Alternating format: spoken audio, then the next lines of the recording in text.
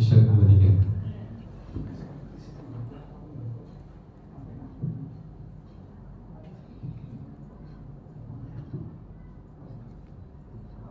Assalamualaikum warahmatullahi wabarakatuh. A'udzubillahi minasyaitonirrajim. Bismillahirrahmanirrahim. Alhamdulillahirabbil alamin alladzi an'ama 'alaina bi ni'matil iman wal islam. Shallallahu wassalamu ala asyrofil anbiya'il mursalin sayyidina wa maulana Muhammadin wa ala alihi washabbihi ajmain, amma ba'du.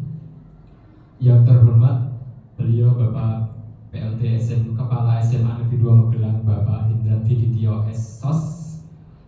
Dan tak lupa kepada Bapak Ibu, teman-teman P3K angkatan 48 sampai 52. Mohon izin Bapak Ibu, saya di sini Martias Setiawan, pengampu pendidikan agama Islam, menyampaikan paparan kami dari mulai secara umum sampai nanti terperinci kepada RHK. Saya awali dari sini Bapak Ibu. Yang pertama adalah nama saya sudah, kemudian next mentor kami yaitu Bapak Hindrat Fiditio SOS, dalam hal ini sebagai Kepala SMA Negeri 2 Magelang, dan kami sendiri Martias Setiawan sebagai Guru Pendidikan Agama Islam. Saya di SMA Negeri 2 Magelang itu mengajar sejak tahun 2013. Alhamdulillah sampai sekarang masih diberikan panjang umur. Semoga penuh dengan berkahan. Allahumma amin. Next.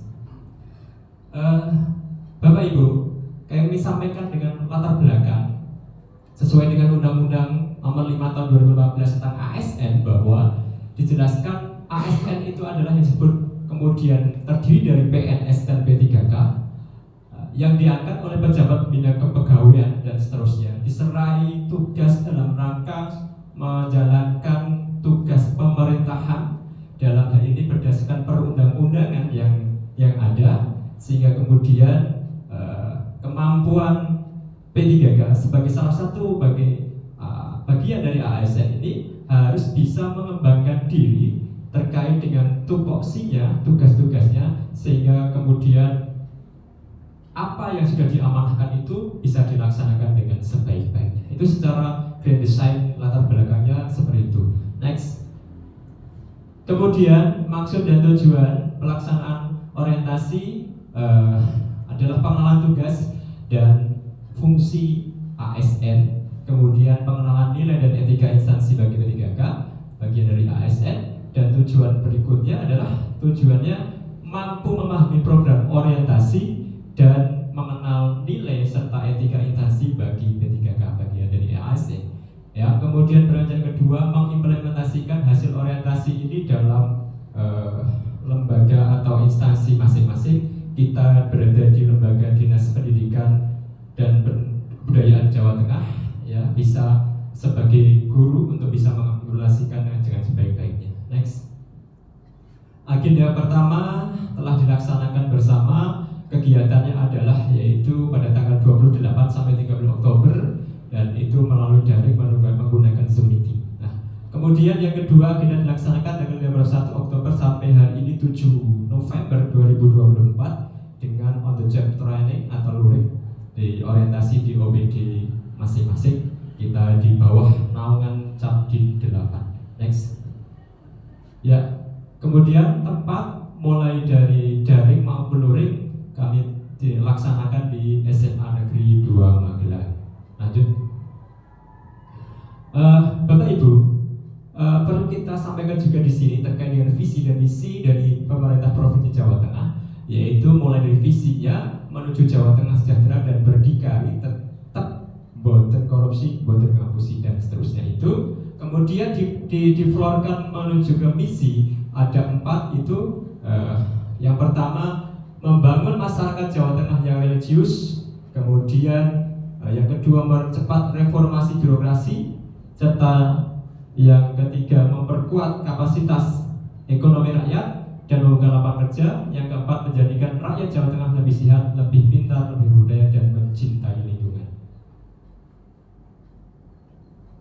Ya, kita langsung menuju ke nilai dan etika organisasi perangkat daerah atau OPD. Kami berada di SMA Negeri 2 Magelang. Perlu kita sampaikan juga bahwa visi yang dimiliki SMA Negeri Magelang itu merupakan turunan dari Tujuan Nasional Pendidikan di Indonesia yang tercantum pada Undang-Undang Dasar Nomor 20 Tahun 2003. Nah, visi yang disusun berpusat pada kebutuhan siswa yang kemudian dilaksanakan dan dengan melibatkan seluruh unsur komunitas. Kalau saya tidak mengatakan dengan warga, tapi lebih cenderung kepada komunitas sekolah, komunitas warga sekolah. Komunitas warga sekolah itu terdiri dari bapak ibu kepala sekolah, bapak ibu guru, staf tata usaha, kemudian siswa itu sendiri, kemudian komite, bagian dari stakeholder, dan kemudian orang tua siswa atau wali murid. Nah, kemudian apa itu?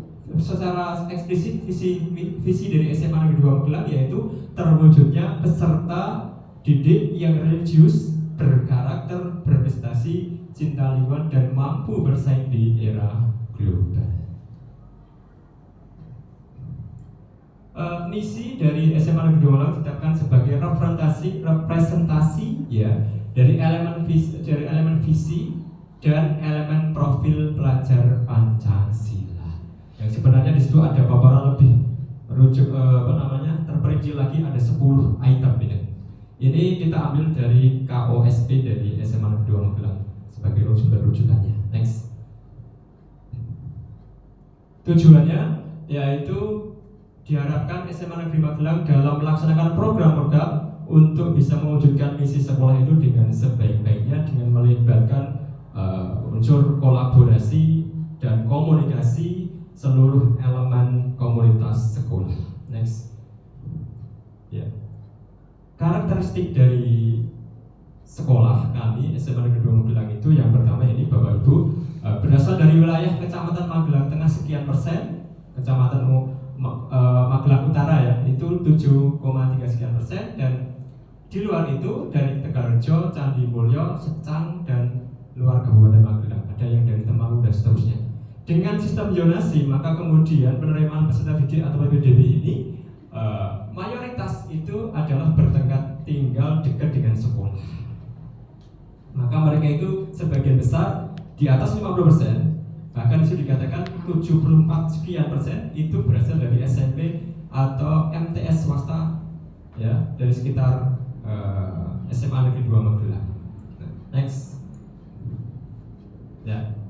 Jadi Bapak Ibu, karakteristik secara sekilas tenaga pendidik dan kependidikan SMA Negeri 2 Magelang itu memiliki tenaga pendidik sekitar 51 orang dan tenaga kependidikan 21 orang. Secara umum seperti itu. Ya. Karakteristik sosial dan budaya lingkungan sekolah SMA Negeri 2 Magelang memiliki karakteristik sosial budaya yang khas. Nah, budaya yang khas itu apa? Di paparan berikutnya. Saya merangkumnya menjadi 5 Bapak Ibu. Yang pertama adalah mayoritas peserta didik itu berasal dari ekonomi menengah ke bawah dan berasal dari lingkungan masyarakat perkotaan, dan sebagian kecil ada dari pedesaan di luar wilayah Kota Magelang. Yang secara eksplisit kita ketahui masyarakat kita Magelang masih memiliki sifat sopan santun, menghargai dengan adat istiadat yang masih terjaga. Yang kedua, mayoritas tenaga pendidik dan kependidikan berasal atau sudah lama tinggal di Kota Magelang. Ya, sehingga mereka itu Bapak Ibu guru dan sebagainya itu lebih paham mengenai karakteristik siswa itu seperti ini lebih memahami, karena istilahnya itu sudah memahami medan yang akan dilalui dalam proses pembelajaran dan seterusnya. Kemudian yang ketiga, karakteristik sosial budaya yang khas itu budaya disiplin waktu berlaku untuk seluruh pendidik, tenaga pendidik, dan tenaga kependidikan. Jadi kalau pukul 7 tepat itu adalah bel masuk ke ruang kelas, maka kemudian pintu gerbang di depan otomatis ditutup. Bapak Ibu guru atau siapapun yang terlambat maka tidak diperkenankan masuk. Ini contoh bukti bahwa budaya disiplin waktu atau lebih dikenal lagi, lebih luas lagi, budaya positifnya muncul di sini. Kemudian ditambahkan dengan istilah senyum, sapa, salam, dan seterusnya. Tiap pagi kita menjemput peserta didik di depan sana dengan senyum, sapa, salam, dan sebagainya sebagai bentuk motivasi kepada para siswa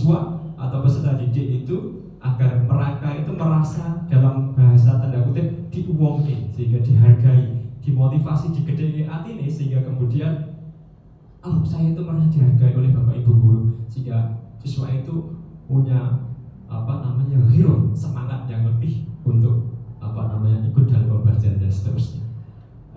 Seterusnya, seluruh peserta didik, tenaga pendidik dan tenaga pendidik memiliki dan melaksanakan kepeduluan sosial yang tinggi baik kepada rekan atau warga sekolah yang mengalami musibah dan seterusnya. Ya, misalkan dari warga komunitas sekolah itu, mungkin dari keluarga siswa atau bapak ibu guru atau yang lainnya itu mengalami misalkan sakit dan sebagainya, kami tetap melaksanakan dengan kunjung sana atau kemudian menjenguk dan seterusnya. Ini masih berjalan dengan baik. Ini bagian dari karakteristik sosial dan budaya yang khas. Next. Branding sekolah Bapak Ibu, branding sekolah di SMA Negeri 2 Magelang itu telah melaksanakan beberapa program, di antara sekolah ramah anak, sekolah berintegritas, sekolah sehat, dan sekolah adiwiyata. Literasi dengan berbagai program wawasan lingkungan.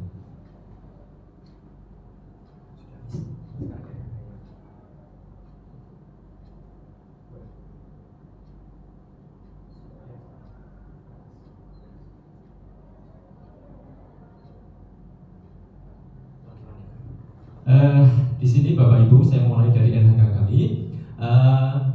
Masa kontrak di situ tahun 2023 sampai 2028. Tujuan instansi atau unit kerja mandiri itu ada beberapa, mulai satu, terbimbingnya peserta didik dalam proses peningkatan iman dan takwa. Kemudian terlaksana secara mandiri proses tumbuh kembang semangat peserta didik. Next, kemudian berkembangnya semangat kepedulian dalam peserta didik. Dan keempat, terbentuknya melalui pembimbingan peserta didik dalam meningkatkan kedisiplinan, taat tata tertib, dan seterusnya. Nah, ini sampai terus next.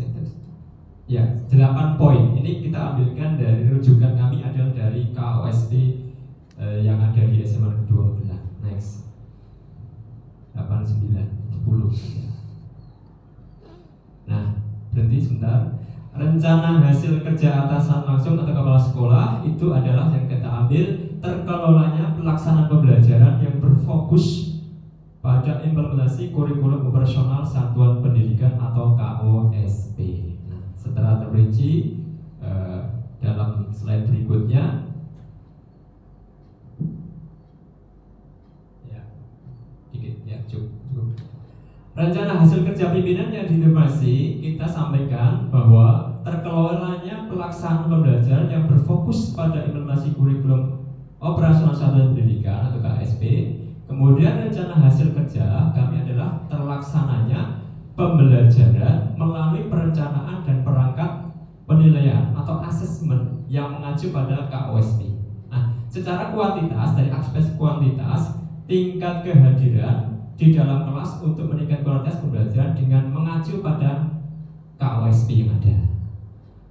Targetnya itu 100%. Ya. Targetnya harus perfect ya Pak ya, 100%. Walaupun kemudian nanti pelaksanaannya itu ada margin of error, ada sebagainya, tapi harapannya adalah harus 100%. Kegiatan dan tahapannya, yang pertama kami menganalisis kebutuhan karakteristik siswa, harus mengetahui mulai dari potensi, minat, gaya belajar serta tantangan yang dihadapi siswa agar bisa membawa sebuah pembelajaran yang bisa berpusat kepada murid. Maka yang pertama itu saya menganalisis kebutuhan dan karakter siswa. Itu yang pertama. Ini sebuah keniscayaan. Tanpa itu tidak mungkin kita bisa mendesain sebuah pembelajaran yang bisa berpusat kepada murid. Yang kedua, perencanaan pembelajaran berbasis KOSP. Tentunya dari hasil analisis itu kita harus berpijak kepada KOSP yang telah disusun. Karena ketika kita melangkahi atau meninggalkan atau bahkan berpaling dari KOSP yang ada, maka sangat impossible sekali kita bisa menjalankan menerjemahkan apa yang sudah menjadi visi dan tujuan dari lembaga institusi kita dari SMA Negeri 2 Magelang. Next, pelaksanaan pembelajaran, kemudian penyusunan dan perangkat penelusuran dan penerapan perangkat penilaian. Penilaian itu, asesmen itu kita mulai dari asesmen sumatif, formatif, dan sebagainya kita sampaikan di situ. Nah, outputnya apa Bapak Ibu? Saya sampaikan di sini. Outputnya adalah analisis CP. CP capaian pembelajaran, mulai dari yang spesifik dan relevan dengan materi serta mudah diukur. Punya acuan, mudah diukur dalam satu semester lebih dari sampai ke 1 tahun. Kemudian merancang modul pembelajaran dan disertai dengan langkah-langkah pembelajaran, sumber belajar, dan metode yang relevan. Kemudian penerapan nilai berakhlaknya, mohon digeser, mohon izin, agak geser kiri aja. Ya, saya membagikan link pembelajaran kepada siswa di kelas, jadi berorientasi kepada pelayanan. Selain siswa itu bisa menggunakan teknologi IT yang sudah modern, maka guru juga harus punya sebuah link pembelajaran. Kita memanfaatkan dengan quizzes, dengan Gform dan seterusnya. Kemudian yang kedua, membuat media pembelajaran. Ya, media pembelajaran. Contoh kami guru PAI itu mengajarkan misalnya membuat tentang materi penjelasan jenazah, mulai dari memandikan, mengkafani, mensolatkan, dan menguburkan. Itu kita punya media pembelajarannya. Pakai manekin, ya, pakai manekin, terus kemudian ada kain kafan dan seterusnya. Kemudian siswa itu praktik langsung. Ya. Siswa praktik langsung, tidak kemudian guru hanya cuma berteori saja, tapi siswa dibuat langsung praktek di sini. Nah, di sini selain berorientasi kepada pelayanan, juga bersifat adaptif. Saya berdiskusi juga dengan teman sejawat kami dengan MGMP di sekolah, lebih luas lagi di MGMP tingkat Kota Magelang, MGMP PAI SMA Kota Magelang. Next Pak. Secara kualitas input materi selama 2 semester atau 1 tahun, targetnya adalah tetap 100%. Kemudian waktu, yaitu ketepatan waktu dalam melaksanakan kegiatan pembelajaran 1 tahun ke depan untuk kelas ke-1, untuk kelas 10. Next. Ya, ini tadi sudah saya ke bawah lagi Pak, ini agak geser ke kiri Pak, mohon izin Pak. Ya, yang kedua, terlaksananya peningkatan kualitas praktik pembelajaran guru. Apa buktinya? Meningkatnya praktik manajemen kelas yang berfokus pada penerapan disiplin positif. Untuk meningkatkan kualitas praktik pembelajaran guru, kami secara pribadi mengikuti pengembangan diri, yaitu mengikuti CGP yang alhamdulillah saya angkatan ke-10 sebenarnya, karena di Kota Magelang itu diparkir, sehingga kemudian kami ikut di angkatan 11 di Kota Magelang ini, dan alhamdulillah sudah sampai ke modul 3.1 dan beranjak ke modul 3.2. Nah, di situ maka kemudian kami bisa berusaha untuk menciptakan budaya positif di sekolah. Apa saja itu budaya positif dan bagaimana implementasinya di dalam kelas secara lebih khusus, lebih luas lagi di lingkungan komunitas sekolah. Kemudian membangun komunitas sekolah yang kuat dalam arti peraturan sekolah tidak ada sebuah hukuman. Peraturan yang ada itu dibuat menjadi sebuah kesepakatan. Kesepakatan itu diyakini, dilaksanakan dengan tidak ada tekanan dan sebagainya. Siswa sadar sendiri sehingga kemudian menjadi keyakinan kelas dan menjalin komunikasi yang terbuka sehingga mengembangkan program-program yang ada. Ini semuanya saya lakukan dengan memberikan konsep pemahaman siswa tentang budaya positif dan membentuk kesepakatan kelas bersama siswa dan mengubahnya menjadi keyakinan kelas sehingga dapat menumbuhkan kesadaran siswa terhadap keyakinan kelas yang sudah telah bersama-sama kita susun dan kita laksanakan. Maka kemudian outputnya di situ peningkatkan kepatuhan murid tanpa paksaan, artinya tumbuh dalam dirinya kesadaran diri. Ya, sudah 20.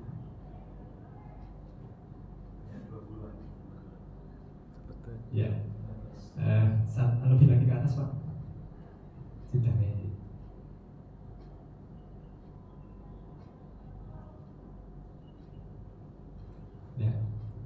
sudah sampai ke bawah ke penutup selesai.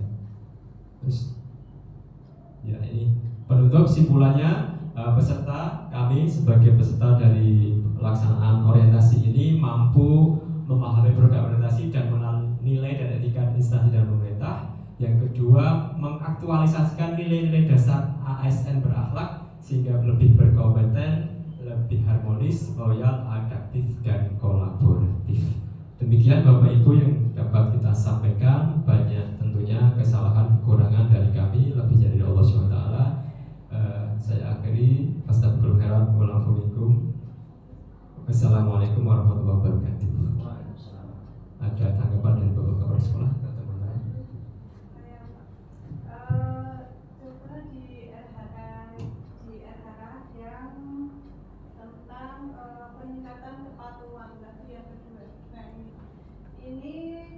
Output juga nih, yang ini peningkatan kepatuhan murid tanpa paksaan, atmosfer kelas yang lebih positif dan bla ini nanti wujud bukti dukungnya bentuknya seperti apa? Ya, terima kasih Ibu, pertanyaannya luar biasa sekali, bagus sekali. Akan saya jawab.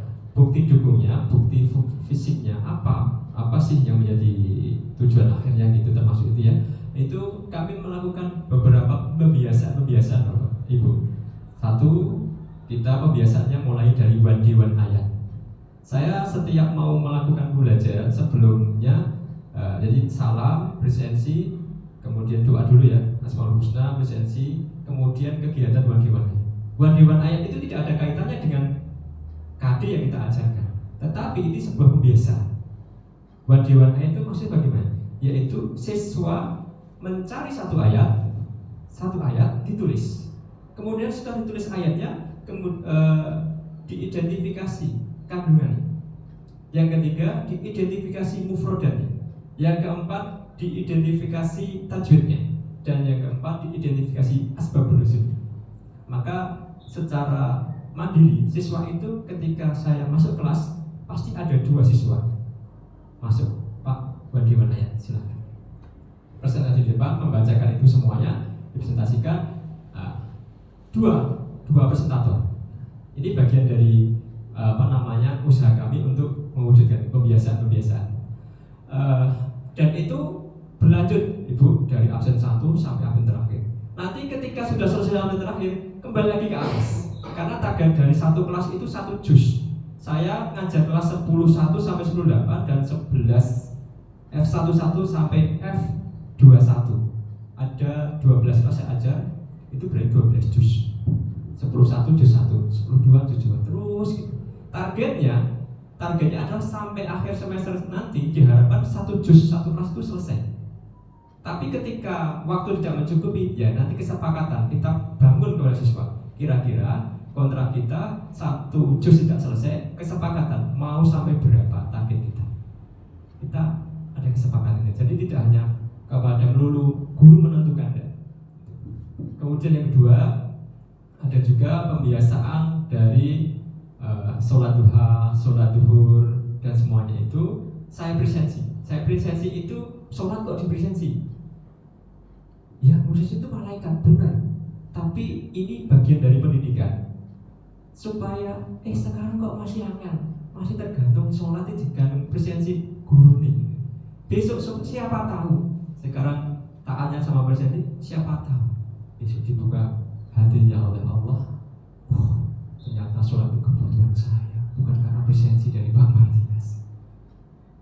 Saya sederhana sekali Bapak Ibu untuk bisa menyadarkan saya sendiri dan siswa itu. Dan beberapa hal yang lainnya, tapi poin yang saya kejar itu adalah pembiasaan di kelas seperti ini.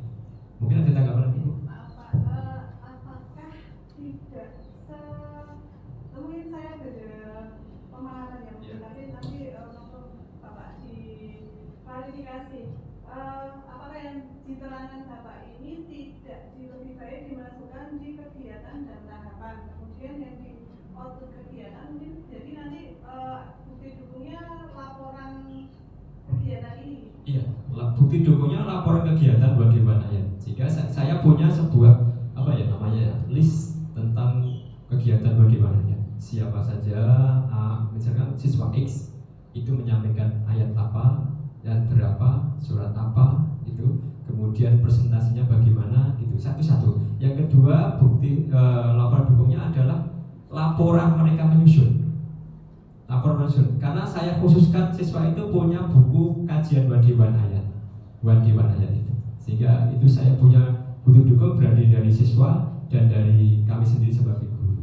Mungkin kalau seandainya dipindah ke kolom yang sebelumnya itu bisa atau tidak, mungkin Pak Hendra mengkonfirmasi pemahaman saya tentang apa? Coba lihat judul yang paling atas apa sih kalau Output kegiatan.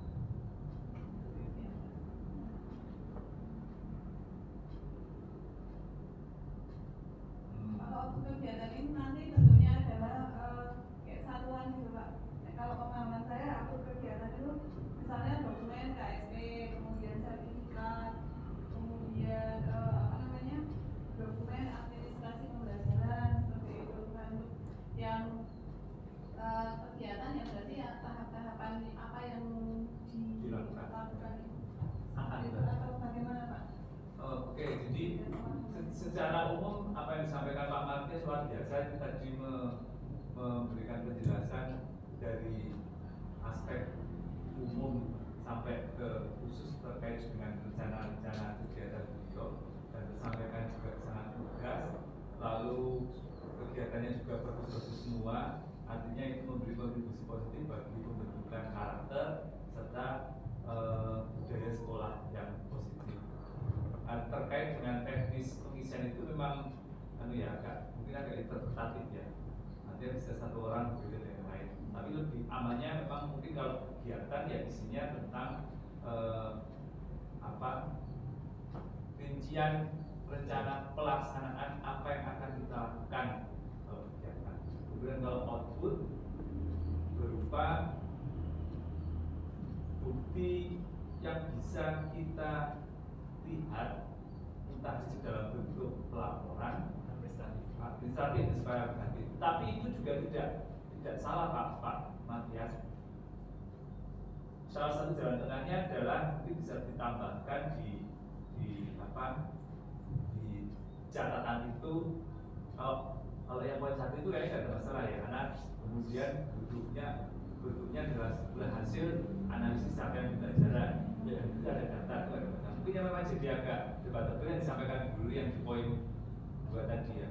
Tapi yang poin 2 merancang modul itu juga kata kerja ya Pak. Jadi kalau output kegiatannya adalah modul ajar dengan mengacu pada nah, ya. Redaksional gitu ya. Redaksional gitu. Ya, terima kasih. Nah itu hanya sekedar masukan. Tapi secara substansi tidak ada masalah dengan laporan jenengan, karena semuanya sudah merujuk pada upaya jenengan sebagai bagian dari komunitas sekolah memberikan sumbangsi dalam bentuk rencana kegiatan yang sangat bagus, karena itu merupakan bentuk-bentuk kebiasaan untuk membangun budaya sekolah yang positif di sekolah. Terima kasih Pak Hendra dan Bu Ruli masukan tadi. Mungkin saya baru terpancang kepada hasil output dari siswanya, belum ke gurunya, karena pemahaman saya adalah bagaimana pembelajaran itu berdesain berusaha kepada murid, sehingga ketika kemudian adanya output sertifikat dan sebagainya itu adalah urusan saya sebagai pendidik, kaitannya dengan pendidik fungsinya administrasi tadi ya. Tapi ketika saya mendesain ini karena saya itu belajar kepada murid, maka output kegiatannya yang saya paparkan di situ. Jadi, mohon maaf dan terima kasih. Untuk kalau itu memang bisa pada orientasi dengan kesana, artinya point of view-nya ke siswa tadi, bisa misalnya dalam bentuk perilaku murid yang sesuai dengan budaya sekolah. Jadi kan juga sudah menunjukkan bahwa itu output dalam bentuk perilaku. Atau mungkin kalau seandainya tetap mau pakai itu, mungkin yang di atas ditulis dokumen berupa laporan tentang dari Pak. Jadi tidak usah dihapus gitu. Nah ini misalnya yang ini kan laporan dokumen laporan tentang titik 2, 1, 2, 3, 4. Oh, iya. Nanti jadi kan Mas. Ya. Ya. Ya, terima kasih masukannya Bapak Ibu. Ada yang lain? Bu Yulita mungkin menambahkan? Sama Pak Hugo? Pak Hugo punya lain? Pak Intan cukup? Terima kasih Bapak Ibu.